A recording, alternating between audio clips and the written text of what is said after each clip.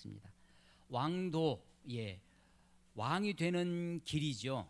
왕까지 가는 길입니다. 또 왕이 지켜야 할 도리, 왕이 지켜야 할 길이 왕도입니다. 제가 어렸을 때 공부한 책 중에는 수학의 왕도, 영어의 왕도 이런 책도 있었습니다.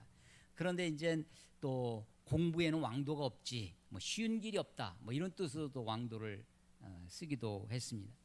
다윗 이야기를 묵상하면서 아직 다윗이 왕이 되지는 않았지만 왕이 되어가는 과정 속에 펼쳐지는 이야기입니다. 사울은 사무엘에 의해서 기름 부음을 받습니다. 다윗도 기름 부음을 받죠. 그런데 사울은 기름 부음을 받자마자 왕이 됩니다. 그러니까 기름 부음과 왕이 되는 사이에 간격이 없어요. 곧바로 왕이 됩니다. 그러니까 왕이 되는 훈련을 하지 못했다는 거죠. 그런데 다윗은 기름 부음을 받습니다. 베들레헴의 사무엘이 와서 아들들을 다 제사에 초대해 가지고 그 자리에 없었던 막내 아들 다윗을 불러오라고 해서 그 다윗에게 기름 부음을, 그때가 다윗이 소년 다윗입니다. 아마도 10대 한 16, 17 그 정도 되었을 때입니다. 그리고 나서 골리앗을 무찌르고 소위 국민적인 영웅이 되죠. 민족을 구합니다.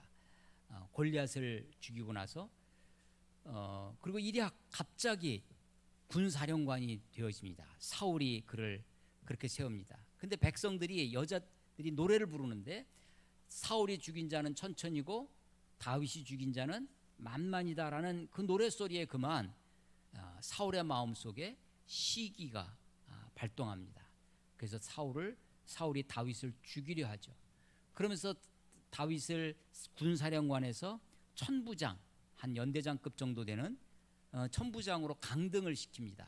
그리고 자기 눈앞에, 처음에는 집으로 가지 않게끔 자기 옆에 최측근으로 데리고 있다가 그를 이제 내치게 되어집니다. 그래서 천부장으로 해서 멀리 두는데 계속해서 기회가 있을 때마다 다윗을 죽이려 하죠. 자기가 가지고 있는 창을 던져서 다윗을 죽이려 하지만 한 번도 다윗을 맞추지 못하고 다윗이 도망 다니기 시작합니다. 처음에는 그런 위협 속에서도 사울이 근처에 있다가 요나단을 통해서 아버지 사울이 정말 나를 죽이려 하는 의도가 있는지를 확인합니다. 확인하고서는 본격적으로 도망을 가기 시작합니다.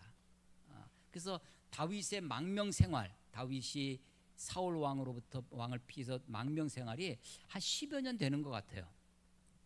그렇게 거친 광야에서 동굴에서 그렇게 하다가 나중에 사울 왕이 죽고 나서 왕이 됩니다. 왕이 되는 과정 속에도 유다 지파에, 이스라엘은 12지파가 있는데요. 먼저 유다 지파에서 다윗을 왕으로 세워요. 그리고 나서 약 7년 6개월이 지난 다음에 온 이스라엘의 왕이 됩니다. 그래서 다윗은 기름 부음을 받고 왕이 되는 때까지 30살에 30살에 왕이 되니까 적어도 10여 년간의 훈련 기간, 그 훈련도 거친 광야에서 도망을 다니면서 그런 세월을 보내고 나서 왕이 됩니다. 다윗은요, 사실은 자기 스스로 왕이 되기에 충분한 여건이 되어 있었습니다. 제일 첫 번째는 신적인 권위가 사무엘로부터, 그 당시 이스라엘 민족의 정신적인 지도자였던 선지자 사무엘로부터 기름 부음을 받았어요. 신적인 권위가 주어졌죠. 그리고 골리앗을 무찌름으로써, 골리앗을 죽임으로써 대중적 지지를 얻습니다. 온 국민이 사울이 죽인 자는 천천히고 다윗이 죽인 자는 만만이라고 하는 말을 들을 정도로 민족의 영웅, 나라를 위기에서부터 건져낸, 그래서 인기가 급상승해서 국민적 지지를 얻고 있습니다. 대중적 지지가 있었다는 거예요. 그러니까 신적인 권위, 기름 부음이 있었고 국민적, 대중적 지지가 있었습니다. 거기다가 오늘 24장에서 보는 것처럼 다윗이 사울을 죽일 수 있는 기회가 두 번이 있었습니다. 오늘이 이번 첫 번째고요. 더 뒤에 가면 또 10광야라고 하는 그 광야에서 사울이 다윗을 막 잡으러 왔을 때 사울의 군사는 3,000명이에요. 다윗은 한 600명. 사울은 정예군이고 다윗은 어떤 사람들이었냐면 아둘람 굴에 있을 때 사람들이 다윗을 찾아옵니다. 빚진 자, 원통한 자, 환난을 당한 자, 그런 사람들이 몰려오는 거예요. 그래서 그런 사람들로 구성된 것이 약 600명 정도 됐습니다. 그러니까 적어도 다윗은 그 사람들, 어떻게 보면 오합지졸이죠. 그런 사람들 한 600명 정도 있었고, 그리고 사울은 3,000명, 5배의 정예군으로 이 다윗을 잡으러 와가지고 들판에서 그냥 밤에 아무 경계병도 세우지 않고 자게 됩니다. 우리 군대에 있을 때 작전에 실패한 지휘관은 용서를 받아도 경계에 실패, 이게 이제 우리 병사들은 이것을 패러디해가지고 배식에 실패하는 지휘관은 용서할 수 없다, 뭐 이렇게 얘기를 하는데 원래 문구는 그겁니다. 작전에 실패한 지휘관은 용서를 해도 승패는 병가지 상사. 지고 이기는 것은 그 군대에 있어서는 일반적인 일이에요. 그래서 병가지 상사다 이렇게 얘기하는 거거든요. 그렇지만 경계에 실패한 지휘관은 용서할 수 없다라는 겁니다. 근데 이 사울이 그만 사울의 군대 장관 아브넬뿐만 아니라 다 자는 거예요.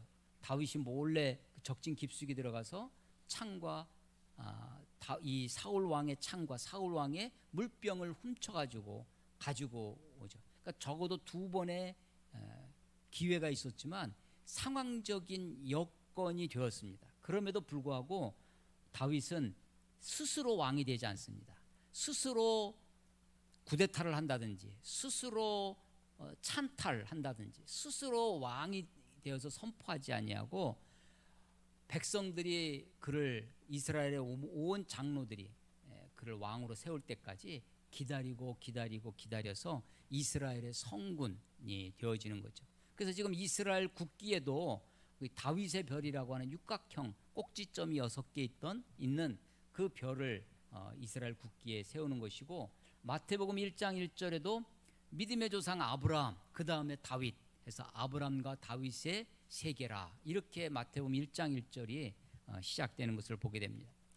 이 다윗은요, 사울에게서 본격적인 이 추적, 그래서 도망 다니는 그 이야기가 21장부터 나옵니다. 첫 번째는 어디였었냐면 놉이라고 하는 지역에 갔어요. 거기에 제사장이 있었습니다. 제사장이 있었는데 제사장에게 다윗이 가서 거짓말을 해요. 지금 급하게 와서 왕의 명령으로 지금 특명을 받고 가느라고 아무것도 준비를 못하고 왔는데 먹을 걸 좀 달라고. 그래서 떡을 받습니다. 그 떡이 어떤 떡이냐면 하나님께 드려진 진설병이었어요.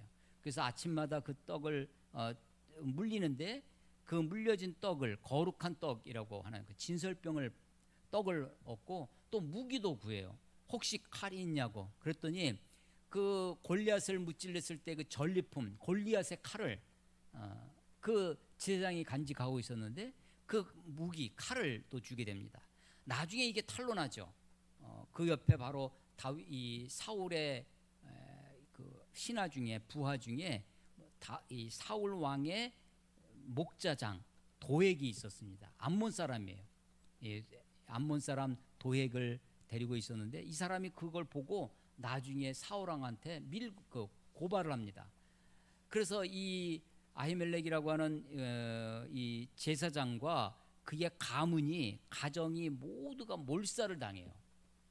그 노베에서 있었던 일이고요. 첫 번째 망명생활 첫 일이 그 일이었습니다.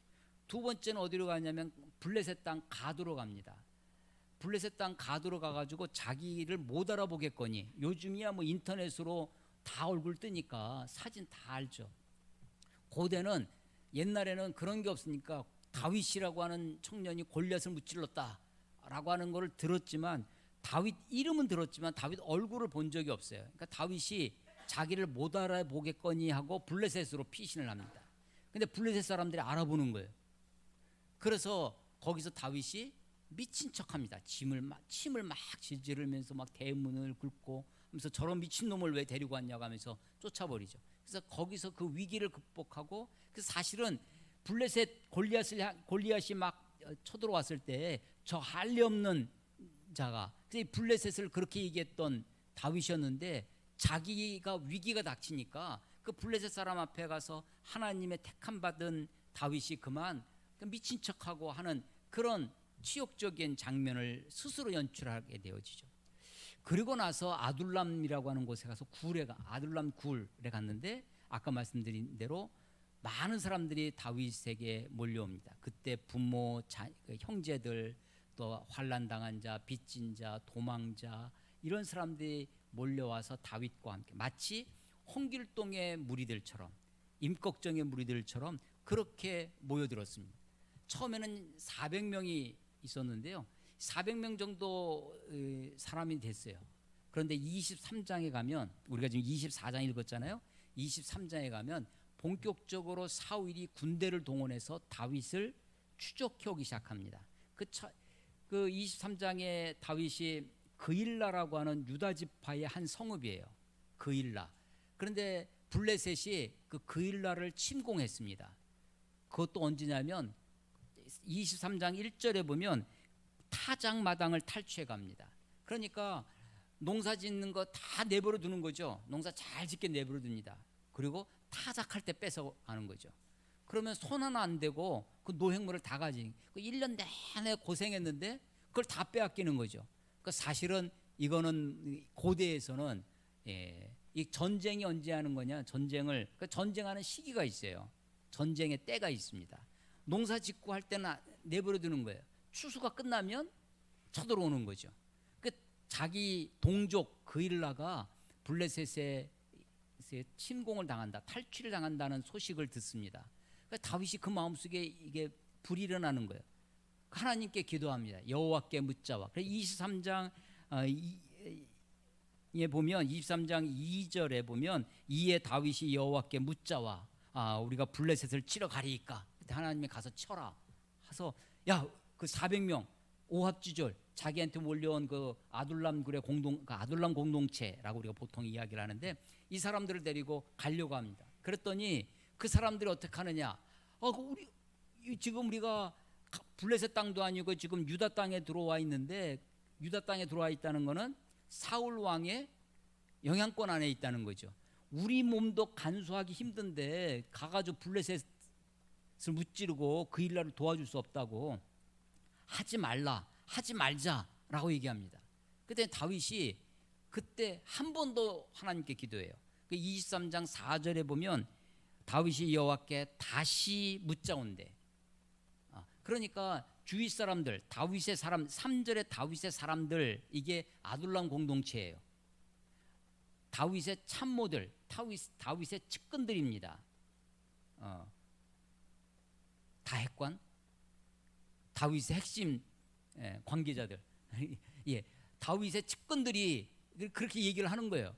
근데 그것을 내가 하나님께 기도하고 응답받았으니까 가자, 무턱대고 그냥 그 사람들의 말을 무시하고 몰고 가는 것이 아니라 사람들의 이야기를 들었어요. 그리고 한 번 더 하나님께 기도합니다. 여호와께 다시 묻자와. 사실은 그 전에 도망가면서 첫 번째 노베 땅에 가서 제사장에게 거짓말할 때, 가드에 가가지고 미친 척할 때, 그때 안 했던 것이 있는데, 못했던 것이 있는데 하나님께 묻지 않았습니다. 하나님께 기도하지 않고 그냥 높당에 가가지고 제사장에게 거짓말을 해서 제사장 가문이 다 몰살을 당하죠. 가드에 가서 미친 척하면서 하나님의 영광을 다 땅에 떨어뜨리는 그런 모습을 봅니다. 근데 23장에 와서 다윗은 하나님께 물어요. 그래서 하나님이 또 가라고 하니까 가서 그일라 사람들을 구원해냅니다. 그일라라고 하는 성읍 안에 들어와 있는 거예요. 사울이 그 얘기를 들어요. 지금 다윗이 그일라 성 문빗장이 있는 성 안에 갇혔다. 이제 그를 포위해서 그를 잡으면 되겠다 하고 3,000명을 데리고 옵니다.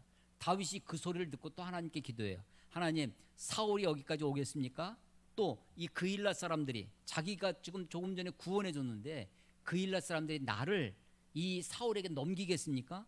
하나님이 사울이 올 것이다. 그일라 사람들이 너를 사울에게 넘길 것이다. 넘기지 않으면 다 몰살을 당하니까. 그래서 다윗이 그 이야기를 듣고 사실은 자기를 그일라 사람들이 사울에게 넘기면 이건 배은망덕이죠. 그럼에도 불구하고 그일라 사람들한테 아무 해코지 안 하고 거기서 그 자리를 피합니다. 그래서 그 그일라에서 나오니 갈 데가 없는 거예요. 그래서 23장 13절에 보면 다윗과 그의 사람 600명 가량이 일어나 그일라를 떠나서 갈 수 있는 곳으로 갔더니 갈 수 있는 곳이 이게 갈 수 있는 곳이 없는 거예요. 그러니까 아무 데나 갔다는 얘기예요.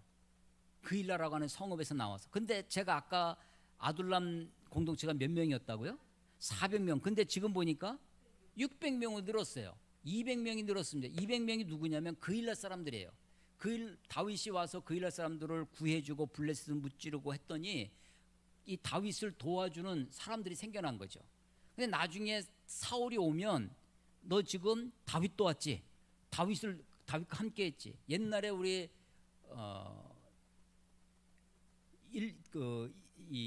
저 빨치산 이럴 때 그런 일이 벌어졌습니다. 낮에는 국방군을 도와주고 밤에는 빨치산을 도와주고 그래서 양쪽에서 공격당하죠. 그러니까 이 사람들이 어쩔 수 없이 그일라 사람들이 다윗한테 함께하는 거예요. 그래서 이 그일라에서 이 사람이 600명으로 늘어났습니다. 600명을 데리고 도망을 다니는 거예요. 사울이 이 블레셋의 이 다윗의 600명을 추적해 옵니다. 그래서 이 23장 후반부에 보면은 10광야라고 하는 거기서 이 사울의 600명을 추격을 하는데요. 23장 26절에 보면 사울이 산 이쪽으로 가며 다윗과 그의 사람들은 산 저쪽으로 가며 그러니까 산 하나에서 이리저리 지금 도망 다니는 거예요. 그래서 다윗이 사울을 두려워하여 급히 피하려 하였으니 이는 사울과 그의 사람들이 다윗과 그의 사람들을 애워싸고 잡으려 함이었더라. 그래서 다윗에게서 최대 위기가 바로 이 장면입니다. 그런데 그때 하나님이 어떤 일을 하시냐면 블레셋을 동원해요. 블레셋이 쳐들어왔다는 소식을 사울이 들어요. 그래서 지금 바로 눈앞에 다윗을 잡을 기회가 있었는데 블레셋이 쳐들어왔다는 얘기를 듣고 블레셋을 막으러 갑니다. 하나님이 그 타이밍에 블레셋의 대군을 동원하신 거죠. 그래서 그 위기를 넘겨갑니다. 그러고 나서 24장 오늘 본문이 시작되는 거예요. 23장 1절에 보면 사울이 블레셋 사람을 쫓다가 돌아오매, 그러니까 블레셋을 쫓다가 다시 돌아와서 사실은 왕이 해야 할 일이 뭐냐면 외적을 막아내고 또 그것에 대해서 대비하고 하는 일이죠. 어느 정도 급한 불은 껐으니까 이제 다윗을 잡는 일에 사실은 이것은 자기의 직무를 유기하는 거죠. 그래서 블레셋 사람을 쫓다가 돌아오며 어떤 사람이 그에게 말하여 이르되 보소서 다윗이 엔게디 광야에 있더이다. 예, 어떤 사람 이 추격전에서요 어떤 사람이 자꾸만 등장합니다. 누구냐면 사울에게 다윗을 밀고 하는 사람이에요. 왜 밀고 했을까요? 노베에 있는 제사장 가문이 몰살하는 걸 봐서 두려워서 고발할 수도 있습니다. 다윗이 우리 마을에 왔다고, 다윗이 지금 여기 있다고 스스로 알아서 가서 고발하는 사람도 있어요. 또 그렇게 고발을 해서 사울 왕으로부터 보상을 받으려고. 그래서 자기 이익을 위해서, 자기 두려움 때문에 어떤 사람이 계속해서 이 다윗의 위치를 밀고 하는 사람이 등장합니다. 그러니까 어떤 사람이 이야기를 듣고 또 쫓아온 거예요. 3,000명이 옵니다. 그런데 굴에 있는데 3절에 보면요, 사울이 뒤를 보러 들어갔다. 옛날 성경, 옛날 개역 한글 성경에는 이 부분이 어떻게 되죠? 사울이 발을 가리러 들어갔다. 발을 가리우러. 이것은 용변을 보러 들어가는 겁니다. 그래서 성경을 다시 번역하면서 좀 더 우리가 알아듣기 쉽게 뒤를 보러, 우리도 뒷간이라고 그러잖아요. 이 표현으로 바꿔서 번역을 해놓은 겁니다. 그러니까 우리 요즘처럼 이런 바지, 이것은 우리 근대 이후에 옷이고 옛날에는 치마처럼 둘러서 입는 옷이었는데 화장실 가서 볼일을 보면 발이 가려지게 되죠. 그래서 용변을 본다는 표현을 이렇게 써놓은 겁니다. 근데 이제 다시 번역하면서 발을 가려 동굴에 들어가요. 그러니까 용변을 보러 들어가니까 부하들은 밖에 있고 이 사울 왕만 혼자 굴에 들어가는 거죠. 근데 이미 그 굴 안에 다윗과 다윗의 사람들은 그래서 이스라엘 가면요 큰 굴들이 많이 있습니다. 몇천 명이 들어갈 이런 굴들도 본 적이 있어요. 근데 그 굴 속에 다윗은 이미 눈이 다 적응이 돼 있어요. 그래서 다 보고 있고 이제 막 들어오는 사울은 하나도 안 보이고 그래서 내가 굴에 들어갔어요. 자, 우리가 용변을 볼 때 굴 속에 들어가서 용변을 본다 생각하면 어두운 굴을 쳐다보고 보겠어요? 아니면 밝은 바깥을 보고 보겠어요? 예, 이 사울이 바깥에 화나 누가 들어오나 안 들어오나 바깥을 보고 하죠. 그리고 아마 그 옷도 그냥 내린 것이 아니라 보통 겉옷 같은 거를 벗어서 옆에 놓고 그리고 볼일을 보았을 것입니다. 이때 다윗의 사람들이 또 등장해요. 4절 다윗의 사람들이 이르되, 다윗의 사람들이 누구냐면 다 핵관이에요. 다윗의 핵심 관계자들, 다윗의 측근, 다윗의 참모들입니다. 그 다윗의 사람들 6절에도 보면 자기 사람들에게, 다윗의 자기 사람들이에요. 이 사람들이 다윗을 얘기합니다. 기회가 왔다. 하나님이 이 사람을 사울을 당신 손에 붙여주셨으니까 이 사람을 죽이라고 하는 거죠. 그런데 다윗이 그렇게 하지 않습니다. 겉옷자락만 자른다는 거예요. 그리고 그것 때문에 5절에 보면 다윗이 마음에 찔렸다는 겁니다. 자, 그일라 사람을 구원하러 갈 때는 다윗의 사람들이 하지 말라 그랬어요. 구원하지 마라. 그래서 다윗이 그것을 무릅쓰고 결행해서 그 사람들을 구원해 줍니다. 그일라 사람들을 구해내요. 근데 이번에는 하라고 하는 거예요. 죽이라고 하라고 하는 것을 하지 않습니다.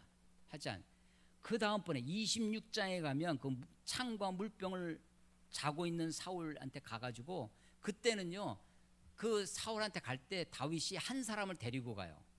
요압 장군의, 나중에 다윗이 왕이 된 다음에 장군이 되는 요압이라고 하는 사람이 있는데 아주 용맹한 사람이죠. 이 요압의 동생이 아비새라고 하는 이 사람을 데리고 갑니다. 그 둘만 적진으로 들어간 거예요. 적진 깊숙이 아비새가 그걸 보고 다윗에게 얘기해요. 내가 죽이겠다고. 나에게 허락만 해주면 내가 저를 단칼에 2번 찌를 것도 없고 1번 찔러서 죽일 테니까 내가 하겠다고 합니다.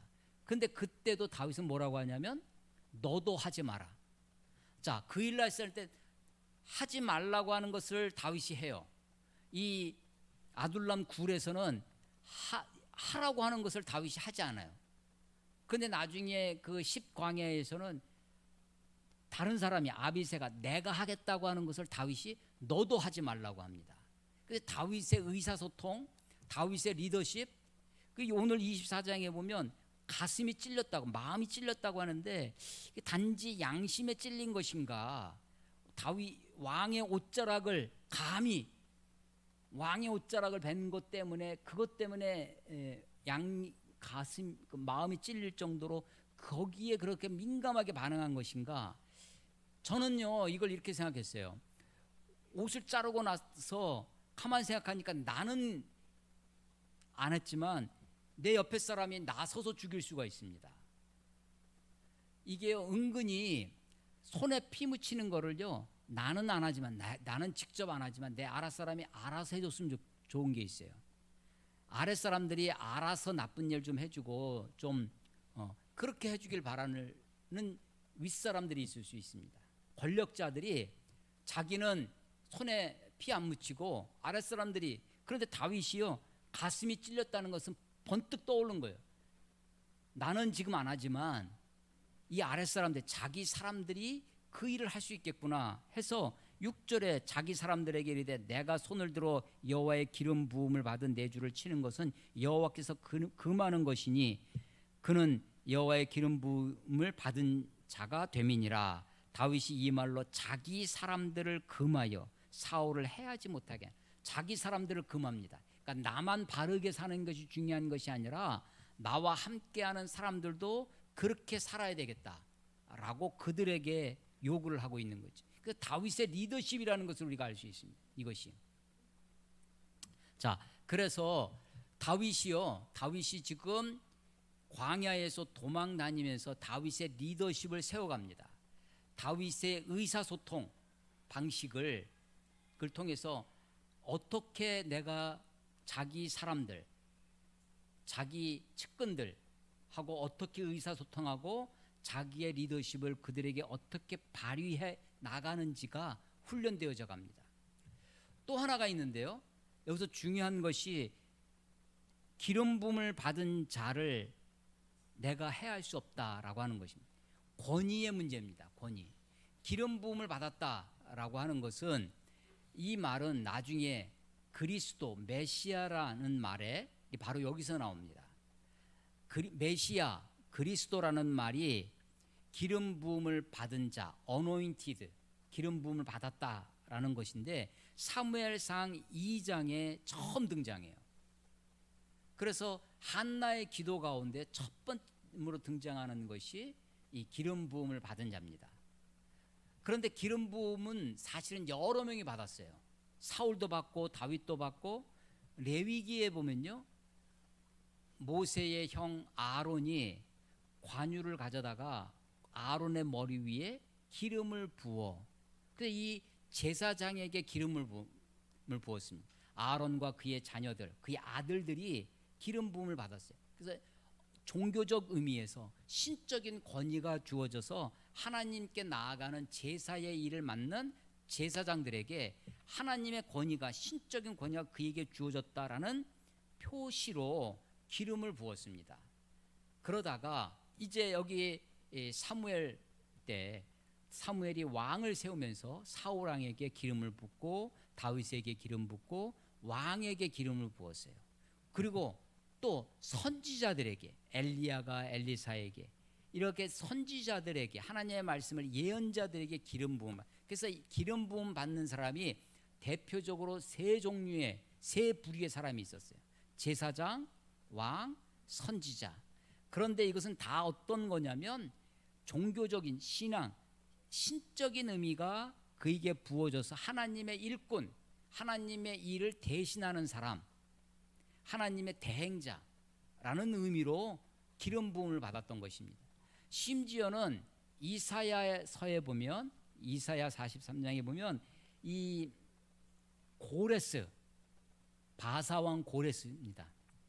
고레스를 표현하는 말 중에 나의 기름 부음 받은 고레스가, 이방 왕인데도 포로로 잡혀간 이스라엘 백성들을, 그들을 다시 고국 이스라엘로 돌아가라 했던 바사왕 고레스가 하나님의 일꾼으로, 하나님의 도구로 쓰임 받는 거예요. 그래서 그 표현이 뭐냐면 기름 부음을 받았다라고 하는 것입니다. 그러다가 세월이 오래 지나면서 사람들이 그리스도, 기름 부음 받은 자, 하나님의 일꾼을 기다리게 됩니다. 그걸 메시아 대망사상이라고 하는데, 그 메시아 중에, 기름 부음 받은 자 중에 다른 사람들은 다 예표고, 다른 사람들은 다 본질이 아니고 오직 예수만 진짜 그리스도다. 예수 그리스도, 예수 메시아, 예수가 메시아다. 그러니까 그 이후에는 그 누구도 기름 부음 받은 자라고 표현되지 아니하고 예수님만 고유명사 그리스도가 되는 거죠. 그래서 이 기름 부음 받은 자를 다윗이 자기 스스로 해하지 않습니다. 이것을 우리가 어떻게 해석해야 되느냐? 권위 앞에, 신적인 권위가 주어지는 사람을, 이것은 절대적인 권위인가? 신성불가침, 이런 말 있잖아요. 신성불가침의 영역인가? 이것이 우리가 어떻게 왜곡되고 확대되고 되어지냐면, 신약 시대에 오면, 또 우리 시대에 오면 안수받은 목회자를 비난하거나 하면 저주받는다, 이런 생각을 갖게 됩니다. 그런 사람들은, 목사님들은 하나님이 다 심판하실 거야. 다윗을 봐라, 다윗이 직접 손대지 않았느냐, 그렇게 우리가 이것을 확대해서 해석하곤 합니다. 그런데 이 말씀이 과연 그 말씀을 이야기하는 것인가? 조금 전에 우리가 살펴본 것처럼 기름 부음 받은 자라고 하는 것은 구약에는 많은 사람, 보통 명사였지만 이제 예수 그리스도를 정점으로 해서 예수 그리스도, 예수님만 기름 부음 받은 신적인 권위가 100% 있는 신성의 충만 예수 그리스도, 그분만이 그리스도이시고 나머지 다른 사람들은 우리가 더 이상 그리스도란 말을 하지 않는 거죠. 기름 부었다, 안수했다. 안수한 것은 기름 부은 거는 다른 거죠. 그럼 우리도 기름 부으면 되지 않느냐? 그 기름 부었다는 상징으로 안수하는 것이 아니야. 하다못해 참기름이라도 갖다, 올리브유라도 갖다 부어야 될 텐데 그러지 않는 거죠. 그래서 더군다나 신약은 우리가 어떻게 믿냐면 모두가 왕 같은 제사장이다. 왕 같은 제사장이, 우리가 그걸 뭐라고 하냐면 만인 모든 사람이 제사장이다. 만인 제사장. 만인 제사장, 만 명만이 아니라는 것이 아니라 모든 사람을 얘기하는 거죠.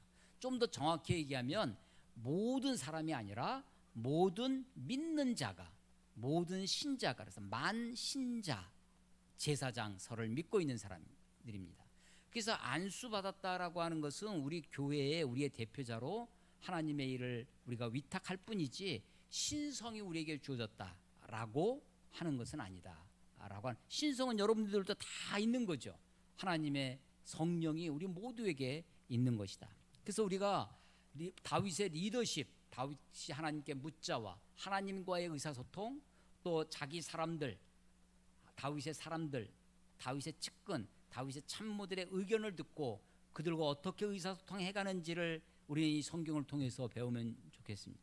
또 하나 다윗의 권위의식, 다윗이 어떻게 이 권위의식이 이걸 가지고 우리가 어떻게 이것을 해석하고 교훈을 받아야 되는가, 한 주일 동안 제가 사실은 정말 고민을 많이 했는데 어제 제가 보내드린 글에 어제 설교 제목에 이게 떠오른 거예요. 이게 왕도구나. 다윗이 왕이 돼가는 길에 있는 거예요. 그리고 다윗이 왕으로서 지켜야 할 일이라는 거예요. 왕으로서 지켜야 할 일이 뭐냐? 왕도가 뭐냐?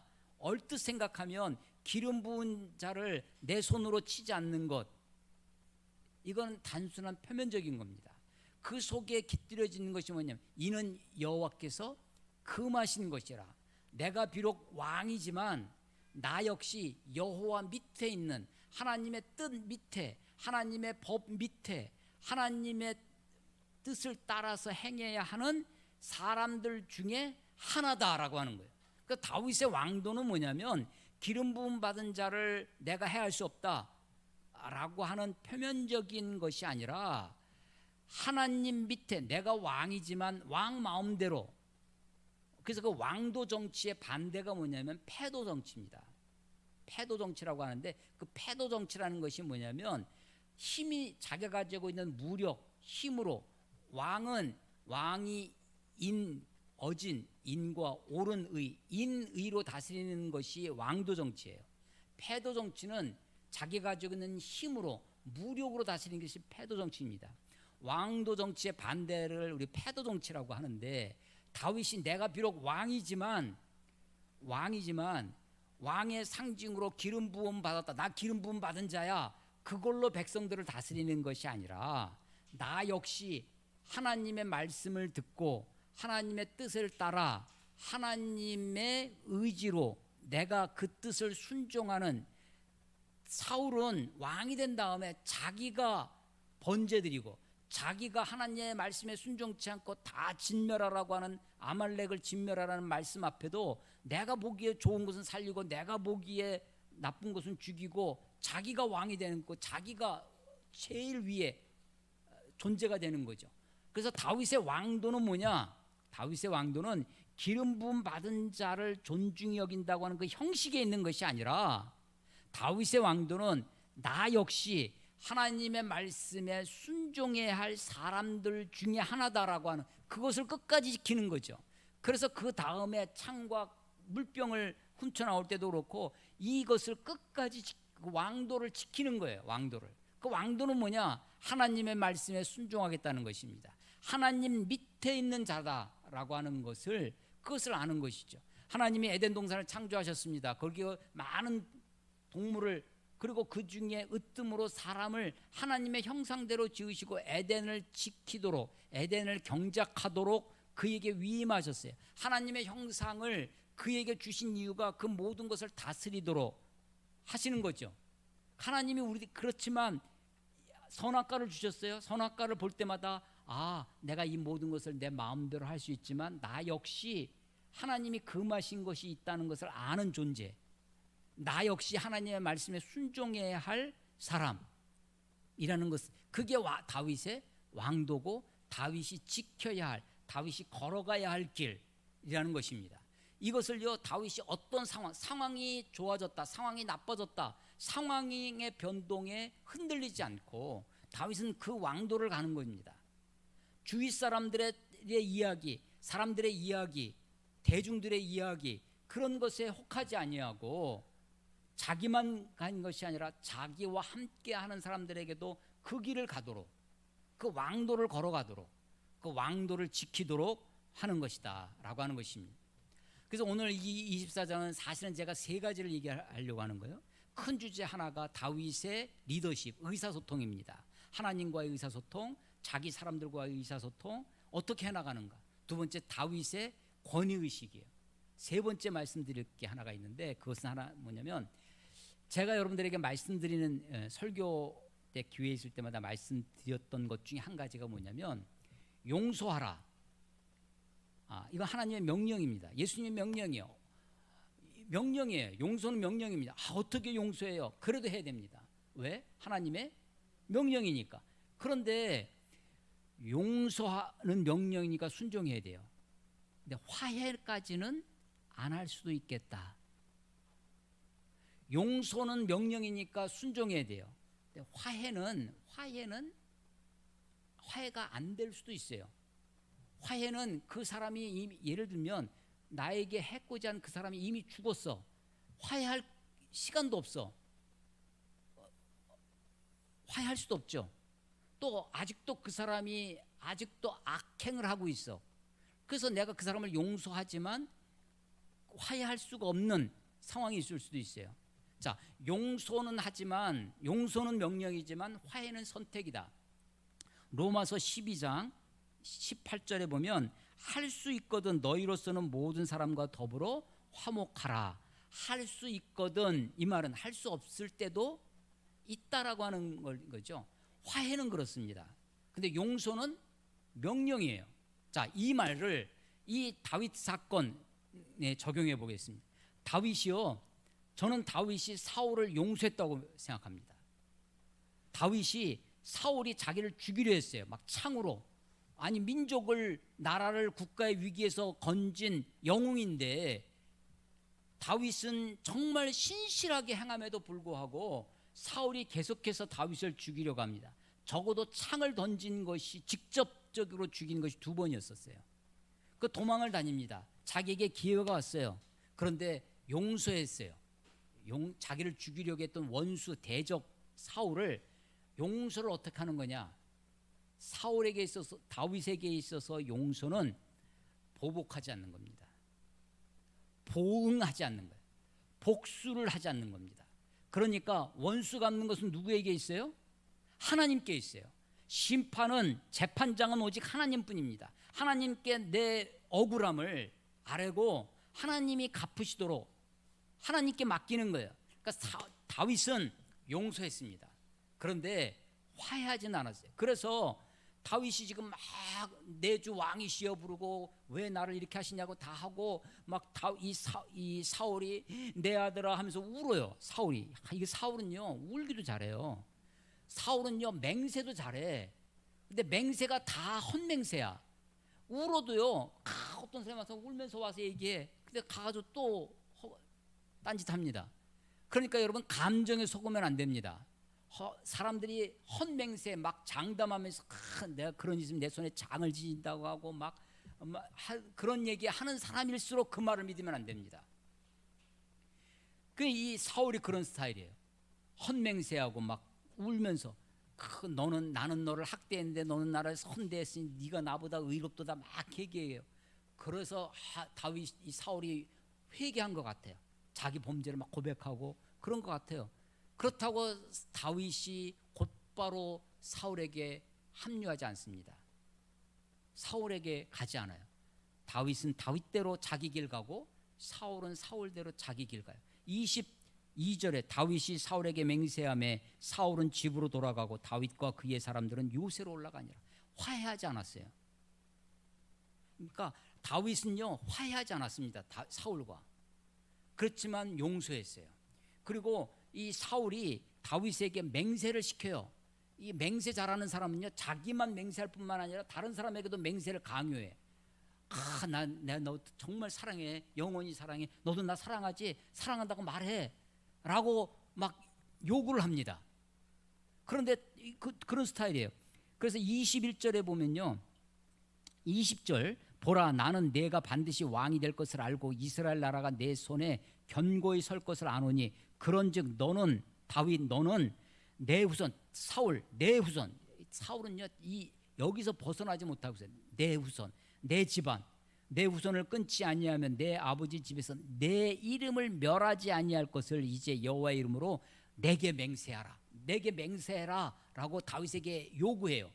맹세를 강요해.